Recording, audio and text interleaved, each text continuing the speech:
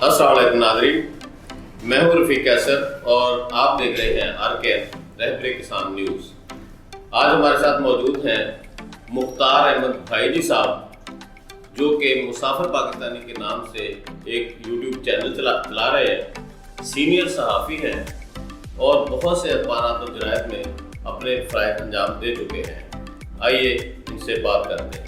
السلام علیکم۔ سب سے پہلے تو آپ یہ بتائیے کہ آپ کو یہ مسافر پاکستانی کا خیال کیسے آیا اور یہ مسافر پاکستانی نام آپ نے کیوں رکھا؟ سب سے پہلے میں آپ کو تھوڑا سا انٹروڈکشن دوں کہ میرا تعلق صحافت سے، میں کراچی پریس کلب کا رکن ہوں۔ اس کے علاوہ جو ہے کراچی یونین آف جرنلسٹ میں بھی عہدوں پہ بھی رہا ہوں۔ اس وقت جو ہے میں ساتھ ہوں گے ساتھ میں، جیسے میں آپ کو بتاؤں کہ پہلے ابتدائی طور پہ اخبارات میں تھا اور الحمدللہ اچھے صاف ستھرے لوگوں میں شمار کیا جاتا ہے۔ اس کے بعد پھر میگزین کا ٹرینڈ آیا، میگزین بحیثیت میں نے ایڈیٹر کیا، اور اس کے بعد جو ہے چینل ہے کراچی میں میٹرو ون نیوز کے نام سے۔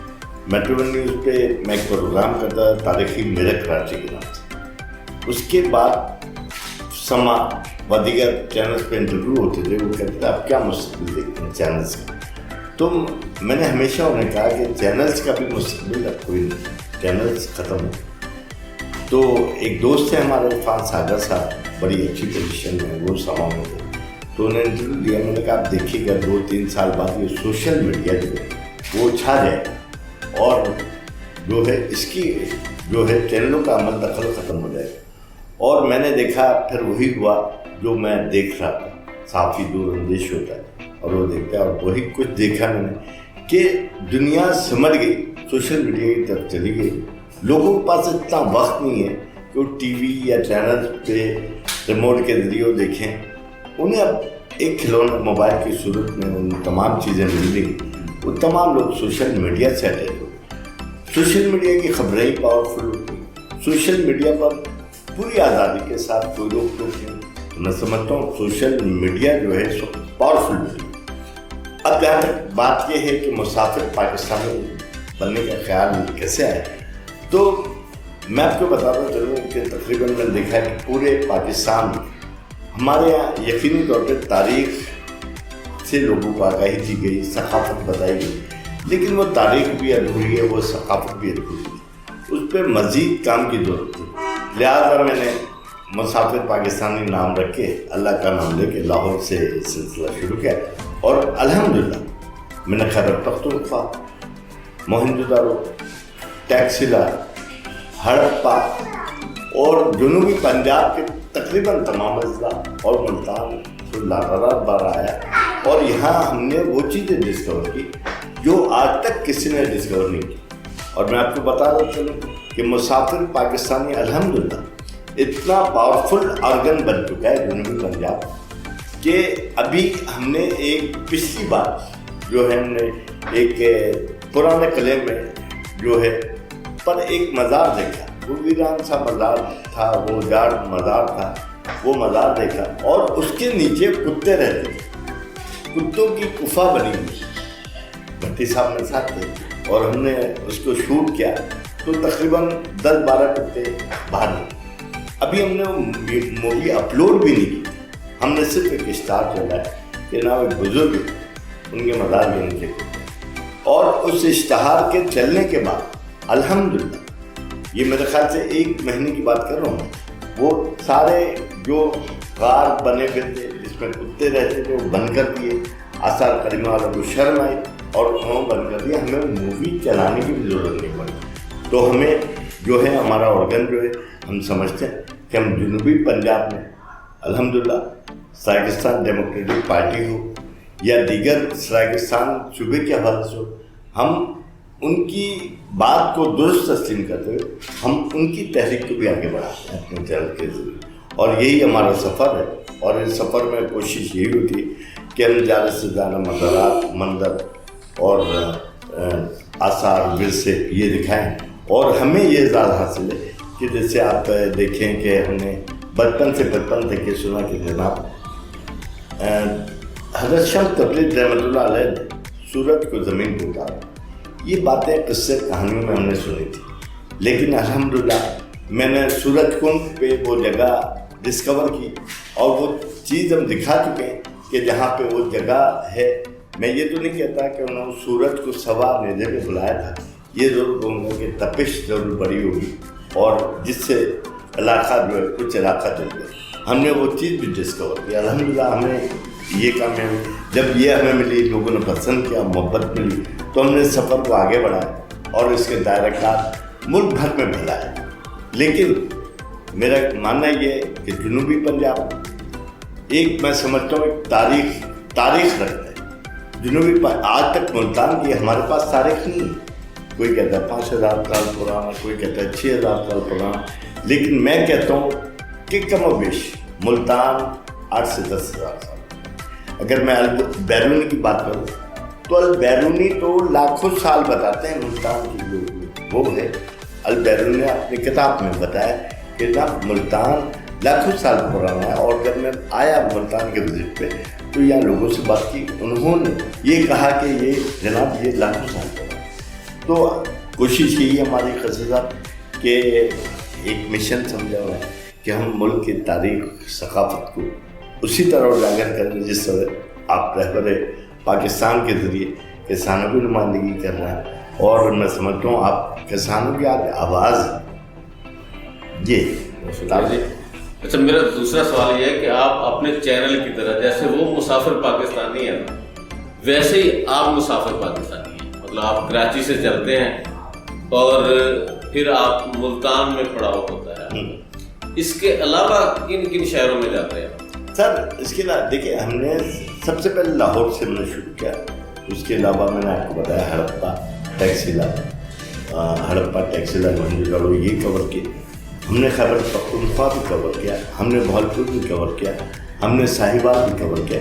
اس طرح سے ہم نے لاتعداد ایریاز کور کرنے کے بعد جب ملتان میں انٹری کی اور ملتان کی قدامت، ملتان سے تاریخ ملی، ملتان سے محبتیں ملی، تو پھر ہم ملتان کے ہو کے رہ گئے. اچھا، ملتان میرا بھی محور و مرکز. ملتان آنے کی وجہ سے بھی ہوتی ہے میرا مرکز ہے. میں یہاں آ کر قریب کے جو اضلاع ہیں، جیسے پچھلی بار ہم نے اودھ شریف کیا، اس بار ہم کبیر والا کریں گے، تو ہم یہ سیریز قرار دیتے ہیں کہ یہ ہماری جنوبی پنجاب کی سیریز ہے اور اس پہ ہم کام کر رہے ہیں اور محور و مرکز ہمارا ملتان ہے. کیا میں اچھا، اس سفر میں بہت سارے آپ کو کوئی دلچسپ واقعات بھی نظر آئے ہوں گے. کوئی ایسا واقعہ جو آپ کو بڑا یادگار لگتا ہو؟ سر دلچسپ واقعات تو جب بھی ہم کوریج کرنے کے لیے جاتے ہیں تو دلچسپ واقعات یہی ہوتا ہے کہ بہت سارے لوگ جمع ہو جاتے ہیں اور اس میں اپنی سانسیں بھی بحال رکھنی ہوتی ہیں، اپنا اعتماد بھی بحال رکھنا ہوتا ہے. لیکن بعض جگہوں پہ ہمیں مزارات کی کوریج ہم کر رہے ہیں. میں آپ کو بتاؤں کہ کہروڑ پکا انتہائی قدیم علاقہ کہتے ہیں، حضرت عیسیٰ کے دور سے آباد ہے. کہروڑ پکا میں جب ہم کوریج کر رہے اور ایک مزار تھا جو کہ آدھے سے زیادہ زمین میں دس چکا ہے، جس کے دروازہ کھڑکی کی صورت میں نظر آ رہا. ہم نے کہا کہ یہ کھل سکتا ہے تو انہوں نے بولا نہیں، یہ تو صدیوں سے بند ہے، یہ کیسے کھلے؟ میں نے کھلوایا میں نے اور مزار کے اندر گیا. کھڑکی نما جو دروازہ تھا اس سے اندر گیا. پھر میں نے وہاں شروع کر دیا، میں ہوں مسافر پاکستانی مختار احمد بھائی جی، پوری وہ چلائی. تو وہ کچھ ایسے دہشت کا ماحول تھا، وہ ایسی چیزیں دیکھ کے لوگ اکثر پوچھتے ہیں کہ آپ کو ڈر نہیں لگتا؟ تو میرا کہنا یہ ہوتا ہے کہ یار میں کہیں بھی جاتا ہوں اللہ کے حکم سے کوئی پتہ نہیں ہل سکتا. تو 5 فٹ 4 انچ کا مختار احمد بھائی جی کیسے ہلے گا، کیسے ملتان آ جائے گا، کیسے کہروڑ پکا؟ تو میں سمجھتا ہوں کہ اللہ کے حکم سے میں پہنچتا ہوں. بالکل اللہ نے رب العزت کہ میں سمجھتا ہوں رحمت کے سائے میں جو ہے ہم پروگرام بھی کرتے ہیں. خوفناک سے خوفناک جگہوں پہ ہم نے کیا پروگرام، لیکن ہمیں کوئی ایسی چیزیں نظر نہیں آئی. آپ کا چینل ماشاءاللہ میں نے اس کی کوئی چند ایک ویڈیوز دیکھی بھی ہیں، اس میں بڑی انفارمیشن بھی ہے، اس میں تاریخ سے بہت کچھ جو ہے وہ سمجھنے کا موقع بھی ملتا ہے. تو یہ اس کو کہہ سکتے ہیں کہ آپ ایک کامیاب چینل چلا رہے ہیں. تو آگے کیا پلاننگ ہے آپ کی؟ قصد بیسک میں آپ کو بتاؤں، بیسک ہمارا مقصد نہ تو انکم جنریٹ کرنا نہ کمانا ہے.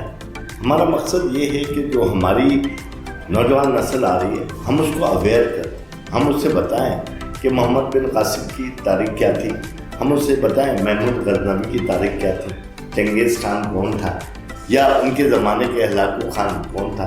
ہم انہیں مکمل آگاہی دیں تاکہ وہ اپنے ماضی سے جو ہے آگاہ رہیں. لیکن ہو یہ رہا ہے کہ ہمارے یہاں جس طرح کے ورثوں کو مٹایا جا رہا ہے، خاص طور پہ میں سمجھتا ہوں محکمہ آثار قدیمہ ہو گیا یا محکمہ ثقافت، یہ ورثوں کو مٹا رہے ہیں، ختم کر. تو میں سمجھتا ہوں اگر ہم جیسے کچھ جنونی بھی زندہ نہ رہے تو میرے خیال سے ورثے ختم ہو جائیں گے اور ان کی جگہ کوئی پلازے کھڑے ہوں گے، امپائر کھڑے ہوں گے. تو میں سمجھتا ہوں کہ جہاں تک ہماری کوشش ہے، ہمارا مقصد یہ ہے کہ ہم اپنے پرکھوں کے جو ورثے ہیں، پرکھوں کی جو یادیں انہیں بچائیں اور اسی مشن کے تحت لگے. ماشاءاللہ جی، آپ تاریخ کے اوراق پلٹنے کی جدوجہد میں مصروف ہیں، تو مجھے آپ یہ بتائیے کہ آپ نے اس کی کوئی باقاعدہ تربیت حاصل کی یا ایسے چلتے چلتے یہ کام شروع کر دیا؟ سب بات یہ تربیت حاصل نہیں کی، یعنی کہ میں جرنلزم سے ہوں، صحافت کرتا ہوں، یہ میرا اسپیشل ایک شعبہ ہے. الحمدللہ محکمہ آثار قدیمہ ہوں، محکمہ ثقافت کراچی کی بات کر رہا ہوں، مجھے ایک اتھارٹی خیال کیا گیا اور یہی وجہ ہے کہ محکمہ آثار قدیمہ ہو یا محکمہ ثقافت، ان کی جو غلطیاں ہیں وہ مداخلت کریں.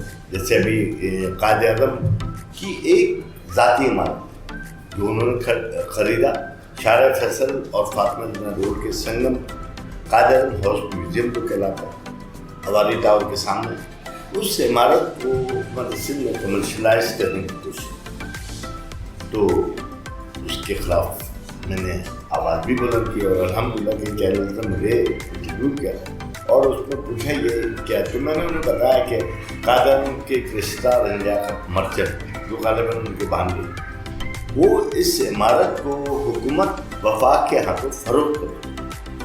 حکومت سندھ نے انہیں ایک بار پھر یہ بتایا کہ انہیں وہاں کا سربراہ بنا دیا، کیا آپ اس کو کمرشل گراؤنڈ پہ چلیں، جبکہ قومی ورثے کی پالیسی کے حوالے سے، معاہدے کی پالیسی کے حوالے سے، سندھ ہائی کورٹ کے ڈیسیجن کے حوالے سے اسے کمرشل یوزیج میں لے ہی نہیں سکتے. تو قصد صاحب یہ جنون ہے، جذبہ ہے جس کے تحت لگے ہوئے ہیں. آپ کی دعائیں ساتھ رہیں گی، انشاءاللہ آگے رہیں گے. جی ناظرین، بہت شکریہ محترم بھائی جی صاحب کا. آپ دیکھ رہے تھے رہبر کسان نیوز. امید ہے آپ کو یہ پروگرام پسند آیا ہوگا. اگلے انٹرویو کے لیے اجازت. اللہ حافظ.